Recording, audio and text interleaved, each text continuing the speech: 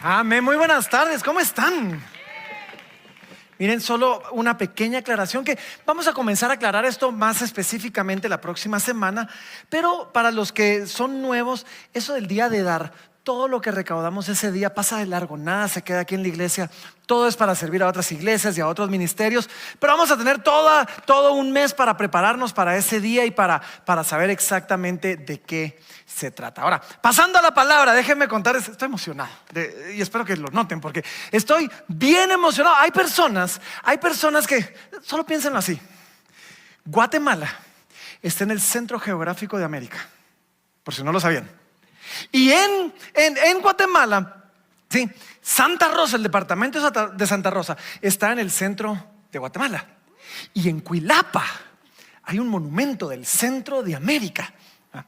Algunos creen que el corazón de la Biblia es el libro de Romanos. Y el corazón de Romanos es Romanos capítulo 8. Y el corazón del capítulo 8 son los últimos versículos. Y hoy vamos a predicar de esos últimos versículos del capítulo 8 de Romanos. Así que hoy vamos a hablar del corazón de la palabra de Dios, según muchos teólogos. Y me tiene muy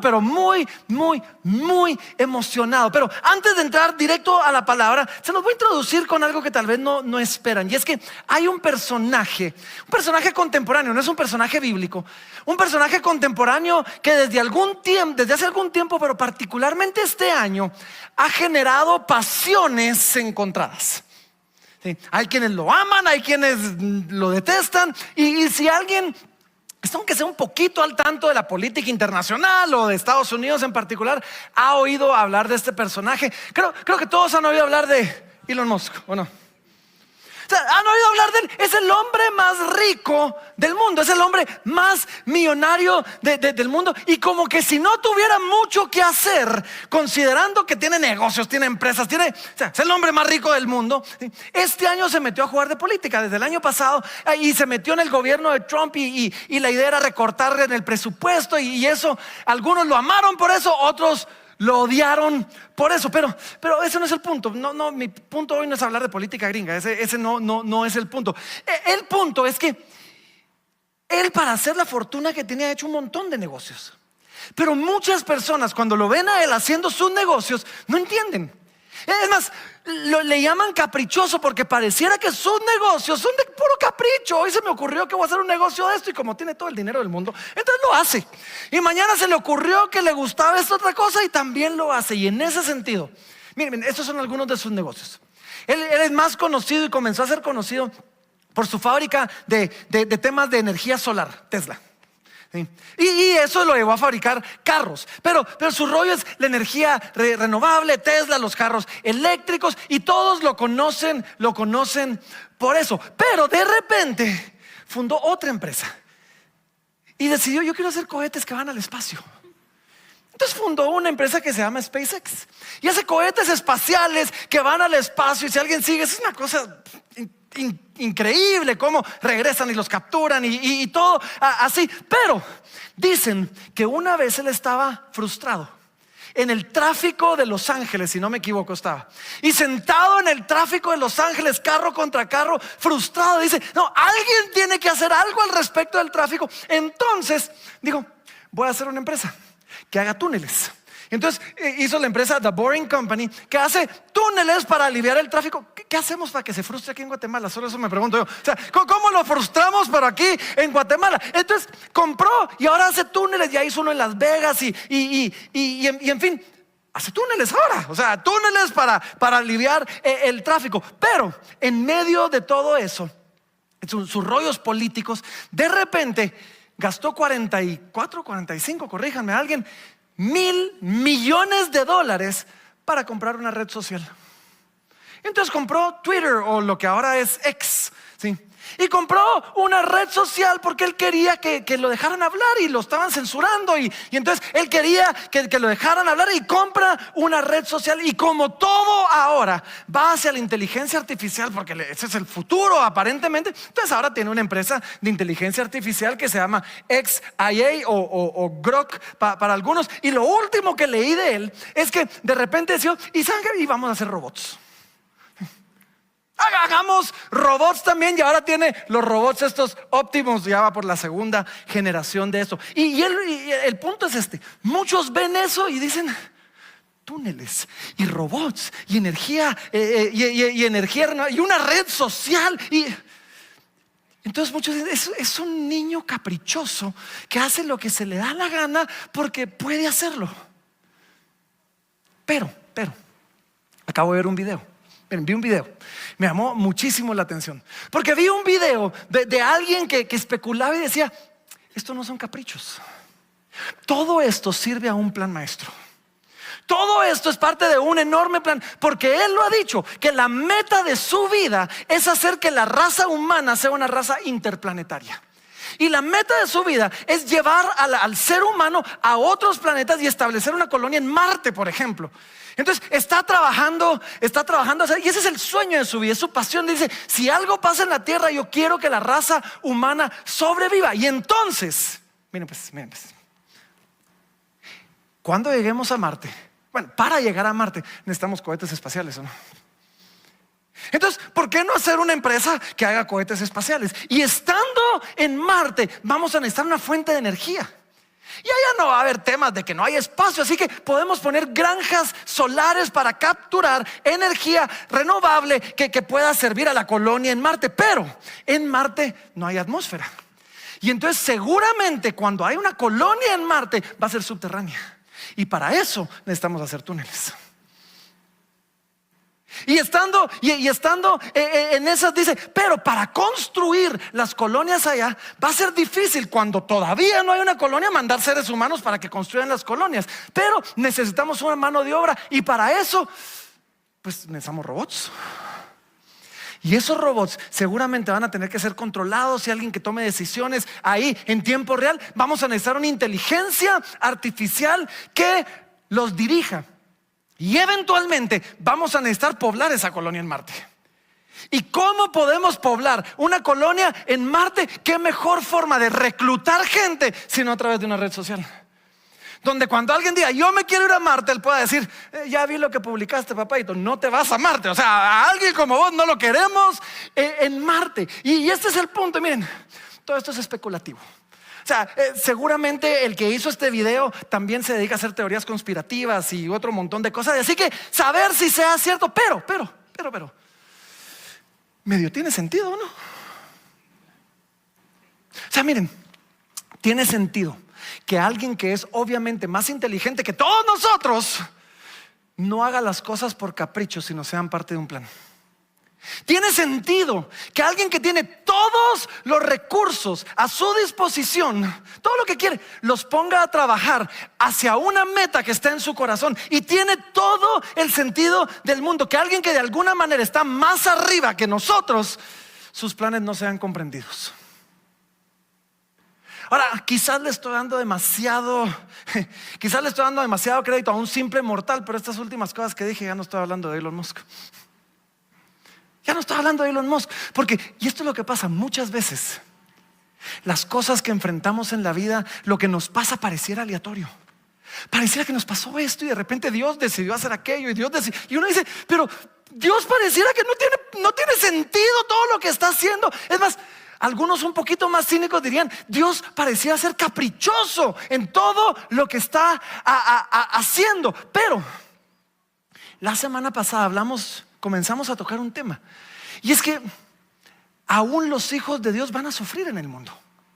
Aún los hijos de Dios van a pasar por situaciones difíciles, complejas, complicadas, y aún los hijos de Dios son disciplinados. Es más, miren, Romanos 8:17, lo vimos la semana pasada, decía así, dice: y si hijos, Romanos 8:17, para que me lo pongan ahí en la pantalla, gracias.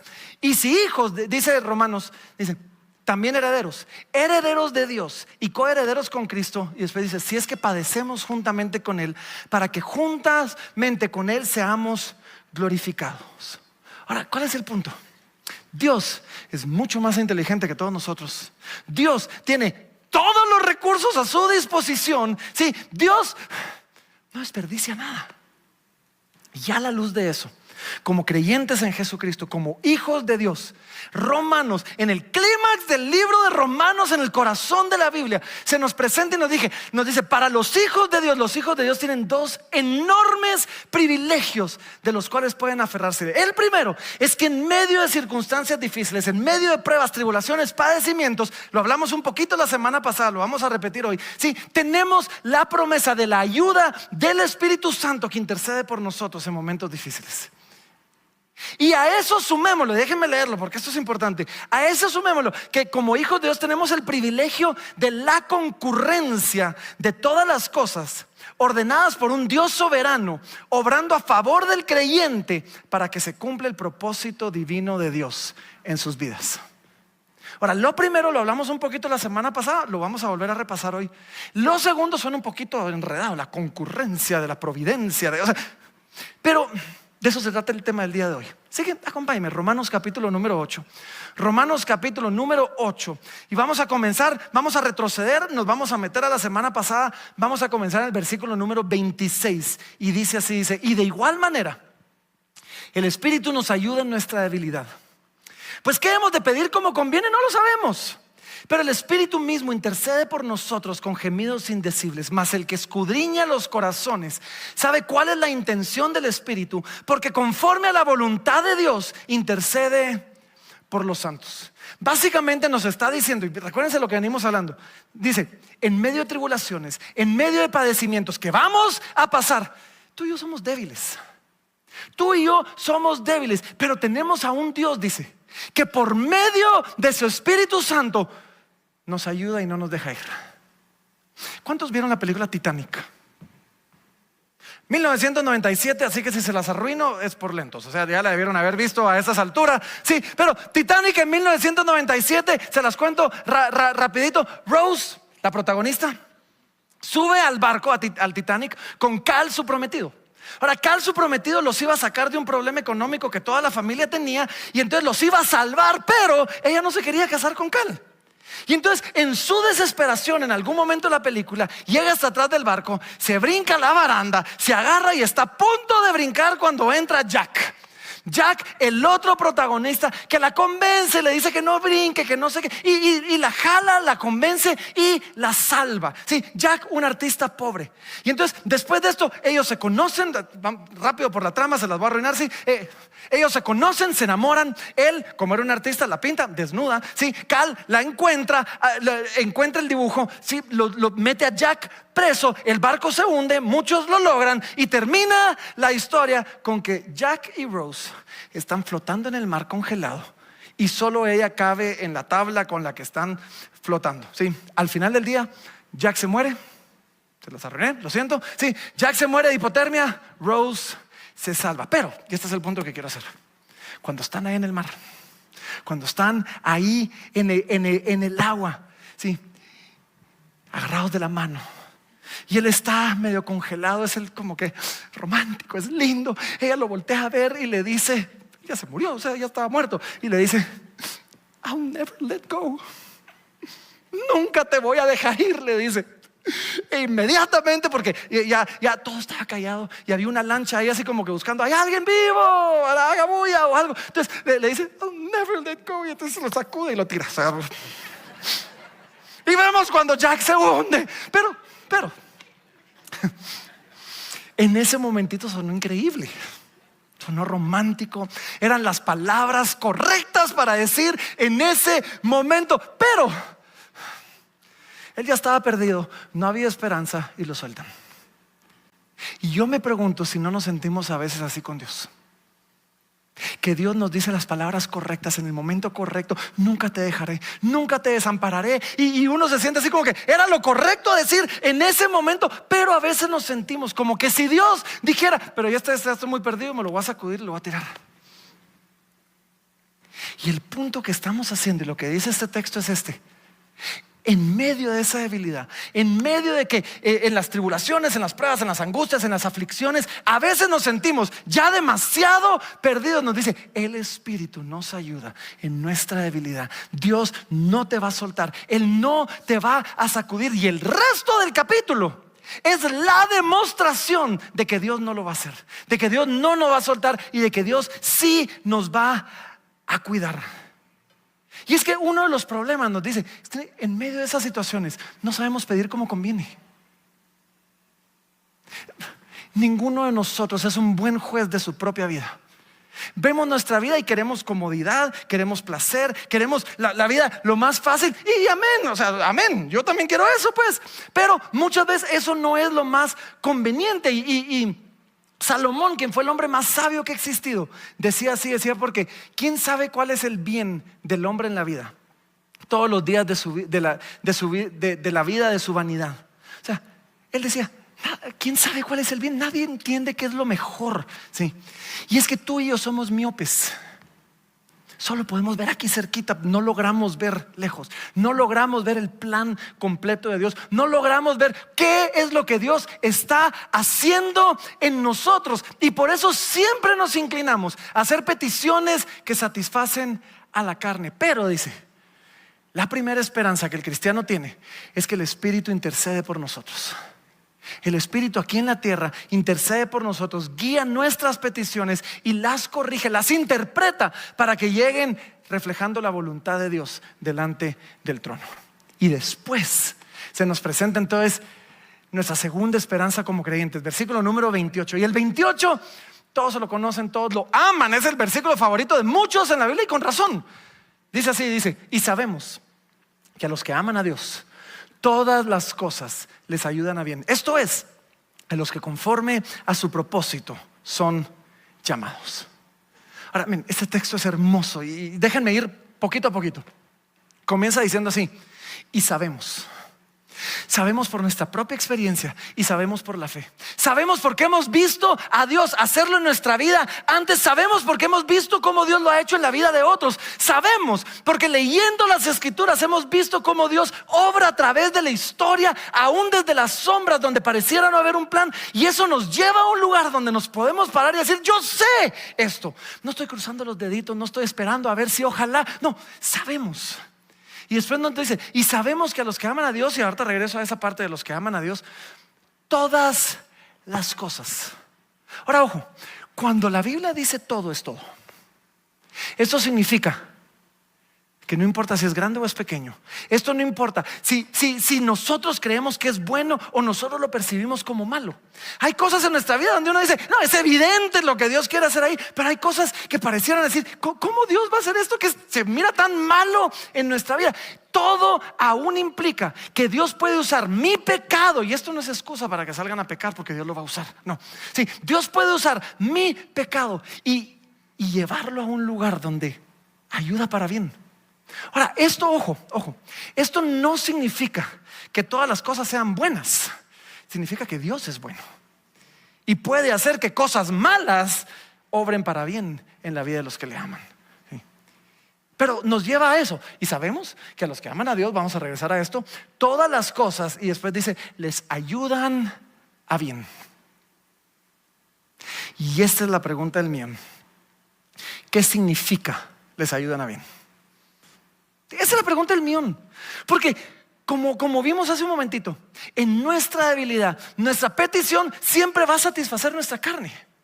Y entonces lo que nosotros queremos que esto diga es, a los que aman a Dios, si los despiden de un trabajo, como le ayuda para bien, le van a dar uno mejor. Un trabajo donde no tengan que trabajar, donde le paguen el doble y donde todos estén agradecidos con él, porque todas las cosas ayudan a bien para los que aman. Eso es lo que queremos. Y a veces Dios en su increíble gracia así lo hace. Van a tener que trabajar, sí, pero Dios en su increíble misericordia, así lo vimos el año pasado cuando estudiamos la vida de José. Como Dios, amén, o sea, ayudó para bien aún en que él estaba mejor. Pero no necesariamente eso es lo que está diciendo. Y esto quizás les va a arruinar un poquito este versículo a algunos, pero espero yo que si ustedes son de los que aman a Dios, esto les haga amarlo todavía más, porque Pablo tiene algo mejor en mente. ¿Qué significa? Ayudan a bien. Esto es algo que no todos van a apreciar. Es más, es algo, y me estoy adelantando, que solo aprecian los que aman a Dios. Los que no aman a Dios no aprecian esto. ¿Y qué significa entonces? Que todas las cosas ayudan para bien.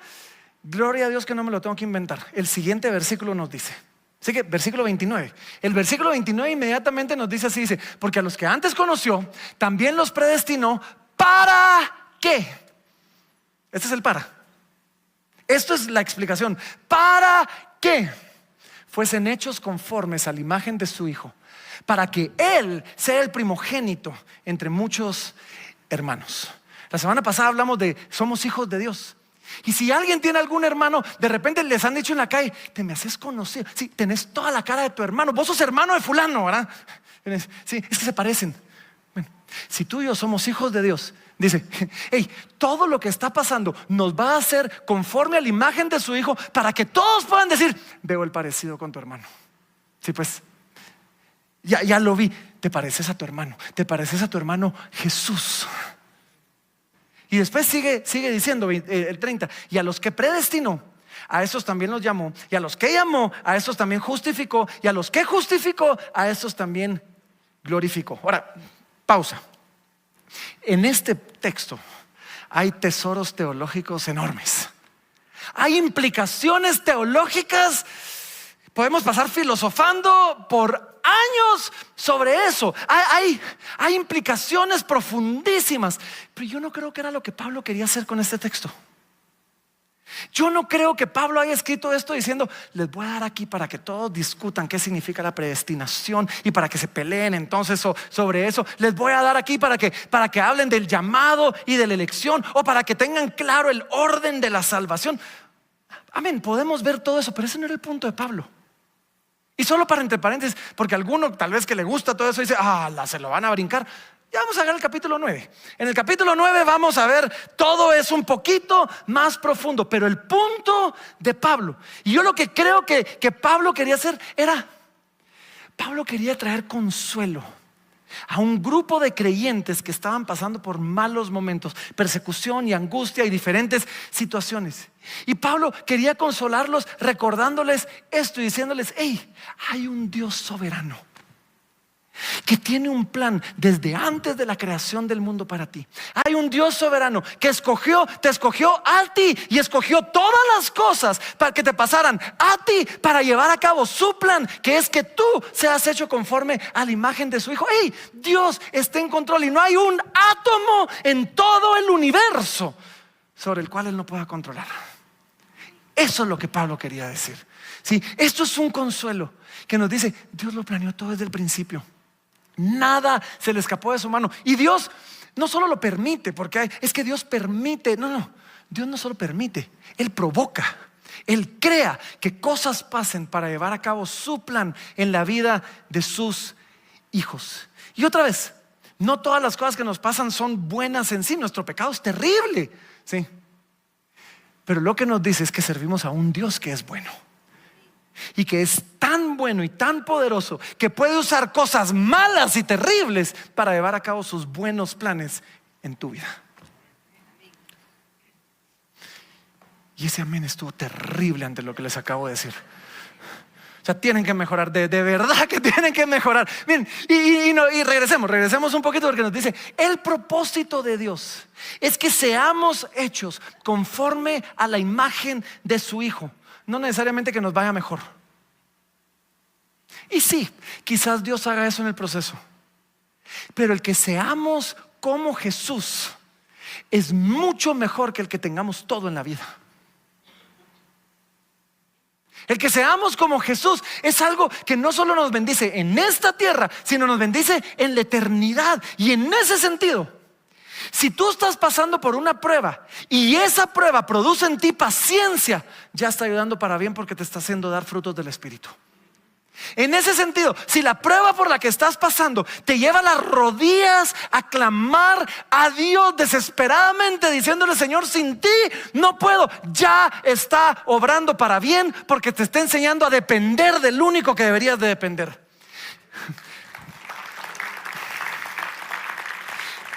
Si la prueba te hace más sensible y ablanda tu corazón y te da empatía por el dolor de otros, ya te está ayudando para bien. Porque ahora no solo te está ayudando a cumplir el mandamiento de amar a tu prójimo, sino te está poniendo en misión, en la misión de Dios, para alcanzar a tu prójimo con el amor de Cristo. Si la prueba, ojo, te hace reevaluar tu vida, te hace reordenar tus prioridades, ya te está ayudando para bien, te está santificando. Miren, si estás pasando por una prueba y te enfrentas a la muerte, y la idea de morir me hace querer estar en paz con otros y estar en paz con Dios, ya te ayudó para bien. Te está haciendo más como Cristo. Ven, el punto no es que Dios quiere que tengas un mejor carro, que tengas una mejor casa. A veces Dios lo hace y gloria a Dios cuando lo hace, y amén, se vale pedirlo, o sea, se vale que lo querramos. Pero el punto es que Dios nos va a hacer más como Jesús. Y no hay nada mejor para los hijos de Dios que el parecerse a su hermano mayor, a quien su Padre envió por nosotros.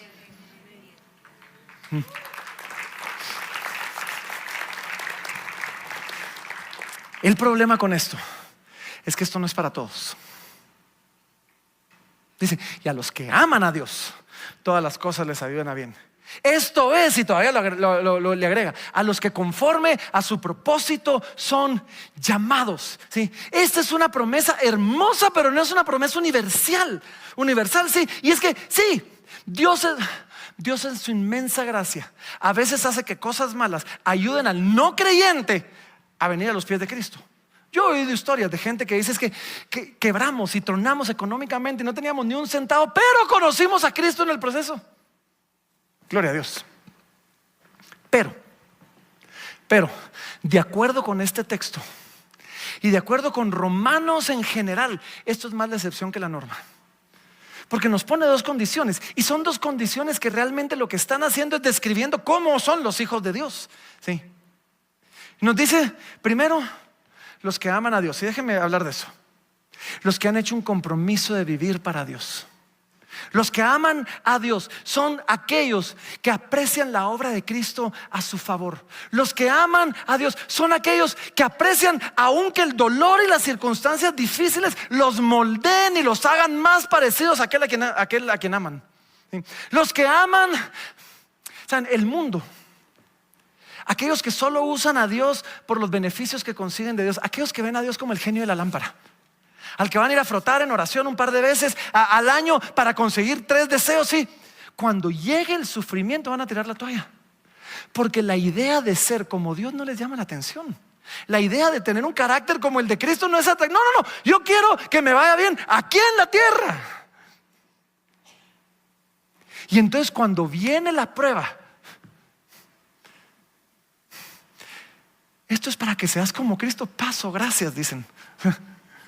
A mí dame algo que puedo usar aquí en la tierra, dicen. Y por eso es que Pablo dice, no, eso es para los que aman a Dios. Porque el que no ama a Dios, no le interesa eso. Y después nos dice, para aquellos que conforme a su propósito son llamados. Ahora, para no haberme brincado todos estos términos teológicos, déjenme resumirle estos términos teológicos, porque dice, a los que antes conoció, a esos también los predestinó. ¿Saben quiénes son los llamados conforme a su propósito? Son aquellos a quienes Dios conoció. Esto no significa que Dios no conozca a algunos, en el sentido de saber acerca de algunos. Pero la misma palabra nos dice, Jesús dijo en aquel tiempo, vendrán algunos diciendo, Señor, Señor, y no hicimos todo esto en tu nombre. Y Él dirá, aléjense de mí, hacedores de maldad, nunca los conocí. Esto no significa no he oído de ti, significa no hay una relación personal contigo. En la Biblia, conocer a alguien era tener una relación con ese alguien, era tener una intimidad con ese alguien. Aquellos que son llamados conforme a su propósito son aquellos que han sido invitados a una relación íntima con el Señor. Y dice, son aquellos a quien Él predestinó. Y este es un término que causa conflictos teológicos, existenciales, filosóficos en la vida de muchos. ¿Qué significa ser predestinado? Significa lo que dice, ser predestinado. O sea, significa que Dios tiene un destino, un plan, un propósito, una meta en mente diseñada para ti previamente desde antes de la fundación del mundo. Predestinado, eso es lo que significa. No es muy complicado. O sea, las implicaciones son enormes, pero no es muy complicado. Y ese plan nos dice, incluye todas las cosas. ¿Quiénes son los que conforme a su propósito son llamados? Aquellos a quienes Dios llamó. En cierta forma hay un llamado universal de Dios para todos. Vengan a mí. Pero solo aquellos a quienes Dios predestinó, aquellos a quienes Dios conoció, aquellos a quienes Dios eligió, van a responder a ese llamado de una manera efectiva. ¿Y saben cómo nos llama Dios? A los romanos los llamó por medio de la predicación del apóstol Pablo. Y a los guatemaltecos, a nosotros nos llama por medio de la predicación de la palabra de Dios por boca de los ancianos que dirigen esta iglesia. Así es como Dios nos llama. Así es como Dios nos llama. ¿Quiénes son aquellos que conforme a su propósito son llamados? Dice, a los que justificó. Aquellos a quienes Dios ha justificado, que declaró justos por la obra de Cristo por ellos. Y todos ellos, miren al final, miren lo que dice al final, dice, y a los que también, a estos también glorificó. Y un paréntesis porque me encanta. Me encanta que esto lo diga en tiempo pasado, como que ya hubiera sido hecho. Porque la glorificación viene. O sea, cuando nos muramos y estemos delante del Señor, o cuando Él regrese, vamos a ser transformados, vamos a ser glorificados. Pero la promesa, si Él nos llamó, si Él nos predestinó, si Él nos justificó, si Él... Esto es un hecho. Y Pablo lo pone en tiempo pasado de una forma que nos dice: den esto por sentado. Esto no es un quizás, esto no es un ojalá, esto es una realidad. Porque si Dios hizo todo esto, podemos asegurar que eso también va a pasar. Y podemos hablar de esto como que si ya hubiera pasado. Ahora ojo, y algunos van a estar en desacuerdo conmigo. Otra vez, esto no aplica para todos, para los que aman a Dios, para los que conforme a su propósito son llamados. Y es más, puede haber una connotación quizás entre líneas de que las cosas no ayudan para bien para los que no aman a Dios. Esto es duro de oír, pero es cierto. Y quizás es más fácil verlo en las cosas malas. Porque cuando algo malo le pasa a alguien que no ama a Dios, muchas veces resiente a Dios y dice: ¿cómo pudo Dios permitir que todo esto pasara? Su corazón se endurece, muchas veces maldicen a Dios, niegan a Dios, dejan de creer en Dios y se alejan de Dios. Y entonces las cosas que para el creyente lo moldearon como a Cristo, para el no creyente lo hicieron alejarse de Cristo. Las cosas no solo no ayudaron para bien, ayudaron para mal. Pero en el sentido positivo es un poquito más difícil de verlo, pero también pasa. ¿Sí? Y es que, miren, regresemos un poquito. Si regresamos al principio de Romanos, en el capítulo 1 se nos dice que la ira de Dios se manifiesta no en que se abre la tierra y nos traga. Dice, en que Dios nos entrega nuestras pasiones. Nos dice: ¿querés hacer todo esto? Dale. Es más, te va a ir bien. Te va a ir pero tan bien que vas a creer que no me necesitas a mí y te vas a morir sin mí, y entonces vas a enfrentar el juicio eterno. Entonces miren esto, en ese sentido, si el no creyente recibe todo lo que quiere sin Dios, va a creer que no necesita a Dios, y aquello que era bueno va a ayudar para mal. Si el no creyente alcanza todas sus metas y es engrandecido, va a creer que Él es suficiente, que no necesita de nada ni de nadie más, y no va a dar gloria a Dios. Si el no creyente, a eso sumémosle, junto con esas metas, es exitoso y alcanza placeres en la vida, eso puede solo reforzar la ilusión de que esté en control y provocar en el orgullo y egocentrismo. Y les he leído varias veces a Tim Keller, estoy usando su comentario muchas veces para estos estudios. Miren lo que él decía. Él decía así: el mismo sol que derrite la cera endurece el barro. En otras palabras, lo que hace que una vida sea buena no es un conjunto de circunstancias particulares, sino la manera en que el corazón interactúa con ellas. A ti te puede pasar algo y te va a ayudar para bien cuando amas a Dios y te va a formar como a Cristo y va a ser algo glorioso en ti. O te puede pasar ese mismo algo, pero como no amas a Dios, eso va a endurecer tu corazón y te va a alejar todavía más de Dios y te va a hundir todavía más en tu carne. No depende de la circunstancia, depende de tu corazón. Y a la luz de eso, a la luz de todo esto, cuando vemos que nuestra debilidad, el Espíritu Santo nos ayuda. Y cuando vemos que lo que nos pasa es parte de un plan divino que no se escapa del control de las manos de Dios, que es usado por Dios para hacer. Pareciera que Pablo se queda como sin palabras. Por eso mi mensaje hoy se llama Sin Palabras. Pareciera que Pablo se queda como sin palabras. Y entonces Pablo, cuando ve la soberanía y el poder de Dios, concluye con una pregunta. Versículo 31 dice así, dice: ¿qué pues diremos a esto? ¿Sabes? Pablo diciendo: madre, a la luz de todo, o sea, ¿qué puedo decir a la luz? Dios es soberano, es bueno, obra todo para bien a los que le aman. Nada en nuestra vida es casualidad. Todo cumple con un plan y con un propósito predestinado por Dios para mí. Y cuando yo estoy por tirar la toalla, el Espíritu Santo me... ¿Qué diremos a esto? O sea, no tengo, como que no hay nada más que agregar a esto. Y tú y yo, espero yo, como creyentes, como cristianos, como hijos de Dios, cuando vemos la mano soberana de Dios obrando en nuestra vida, yo espero que nuestra respuesta sea la misma y digamos: madre, no tengo palabras. O sea, ¿qué diremos a esto? Y Pablo comienza a hablar ahorita lo siguiente: admirado, asombrado, quizás abrumado aún por la anchura y la altura y el largo y la profundidad del amor de Dios por aquellos a quienes Él llamó a ser sus hijos. Y el resto del capítulo es solo una respuesta, es un resumen de alguna manera, o una respuesta a esta pregunta: ¿qué diremos a esto? Bueno, aquí viene la primera. El resto del versículo 31 dice así: si Dios es por nosotros, ¿quién contra nosotros? O sea, Pablo dice: ¿qué puedo decir a esto? O sea, si Dios es por mí, si Dios es el que me ayuda, si Dios es el que hizo el plan, si Dios obra todas las cosas en favor de sus hijos y yo soy su hijo, si Dios es, ¿quién contra mí? O sea, ¿quién se va a poder levantar contra aquel por quien Dios está a favor? Y después hace una segunda pregunta y dice así: el que no escatimó ni a su propio hijo, sino que lo entregó por todos nosotros, ¿cómo no nos dará también con él todas las cosas?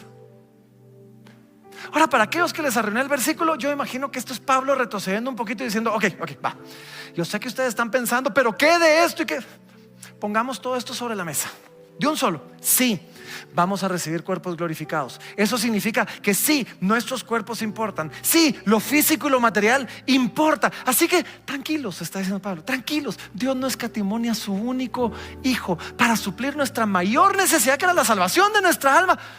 Todo lo demás está cubierto. O sea, ¿cómo no nos va a dar juntamente con Él todas las cosas? Así que en Cristo tenemos lo físico cubierto, lo material cubierto, lo espiritual cubierto. Él va a proveer para nosotros. Y después sigue con otra tercera pregunta. Dice: ¿quién acusará a los escogidos de Dios? Dios es el que justifica. Yo me imagino aquí Pablo diciendo: hey, si Dios mismo nos defiende, si el Hijo de Dios intercede por nosotros en el cielo y el Espíritu Santo intercede por nosotros en la tierra, ¿quién nos puede acusar?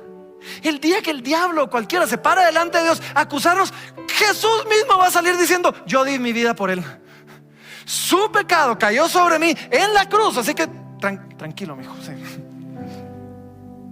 Y el Espíritu Santo va a salir diciendo: sí, y yo estaba intercediendo por él desde aquí, desde la tierra, todo el tiempo. Y al final, el que tiene el martillo del juez en la mano, Dios el Padre, que envió al Hijo, que envió al Espíritu. ¿Quién nos va a acusar?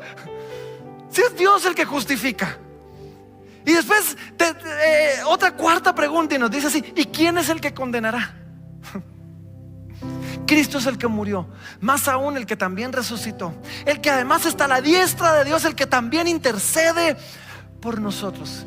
Nos está diciendo: Cristo vivió una vida perfecta y dio su vida para rescatar al pecador, condenar a aquel por quien Cristo murió, condenar a aquel a quien Cristo justificó. Sería tratar de condenar al mismo Dios. ¿Quién nos condenará? Otra vez, el que condena es el juez, y el juez es Dios Padre. ¿Quién nos condenará? Y todo esto para llevarnos a la pregunta. La pregunta. La quinta pregunta nos dice así, dice: ¿quién nos separará del amor de Cristo? Y todavía pregunta: ¿tribulación o angustia?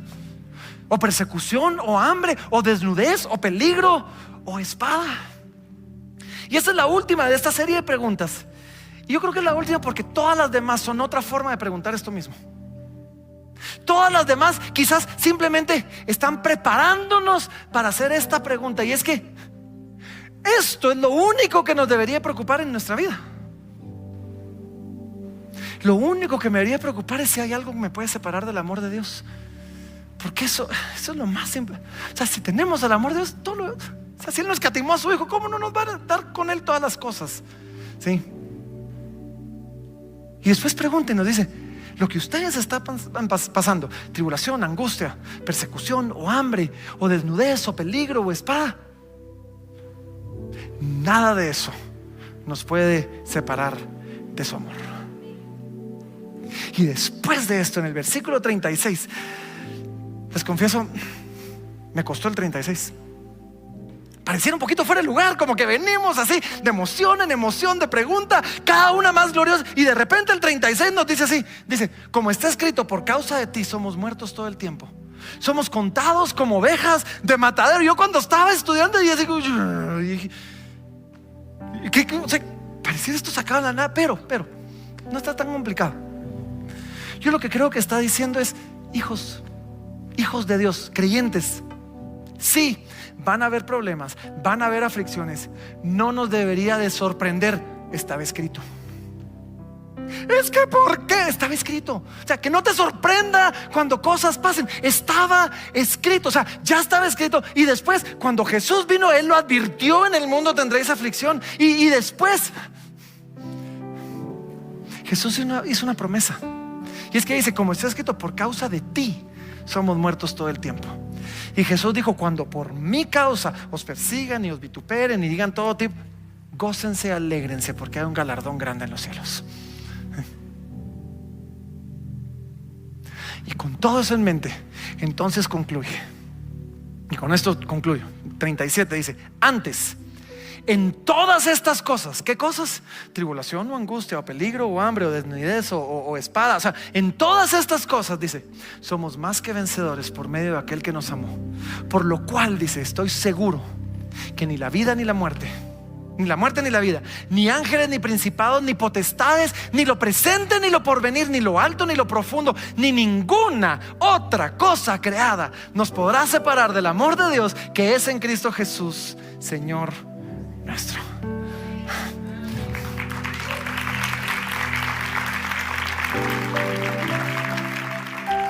Y yo pienso, si todas las cosas, y miren, esa palabra, esa frasecita, todas las cosas, es usada 3 veces en estos versículos que acabamos de leer.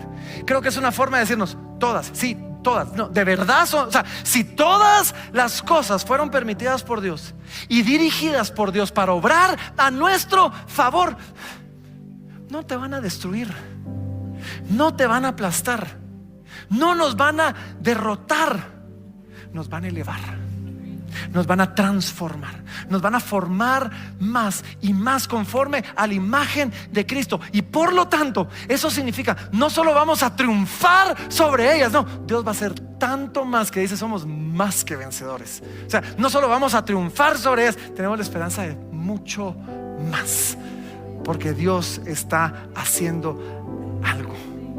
Y así que miren, si Dios no obre erráticamente con una empresa y otra empresa y un plan y otra prueba y otra cosa, y uno dice, ¿qué onda? O sea, si Dios no obra erráticamente, no, las cosas que nos pasan no son aleatorias.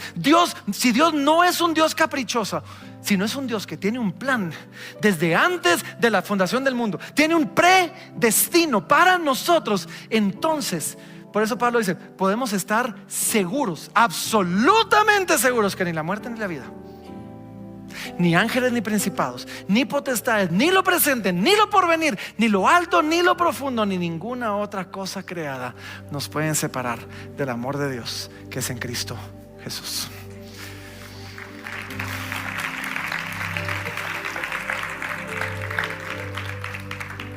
Así que Yo no sé qué estás pasando. Todos estamos pasando por algo, mayor, menor, grande o chiquito. Para nosotros es enorme porque es en nosotros. No te canses, no te desanimes, no te dejes abrumar. Pon los ojos en Jesús, pon los ojos en Dios, confía en Dios y deja que esas cosas, todas las cosas, no provoquen temor en ti, provoquen gozo y gratitud.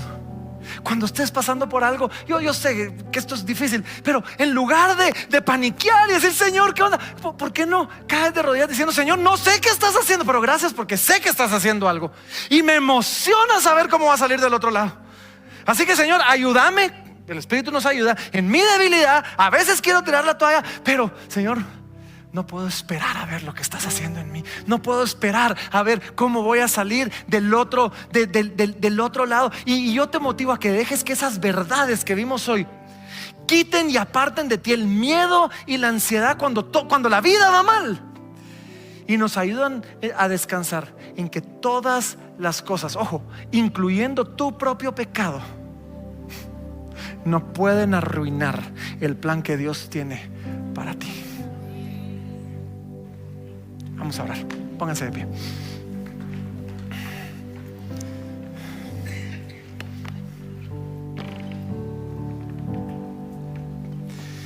Y como siempre vamos a terminar hoy en adoración después de esto. Y vamos a adorar y vamos a comenzar diciendo, Señor, te amo.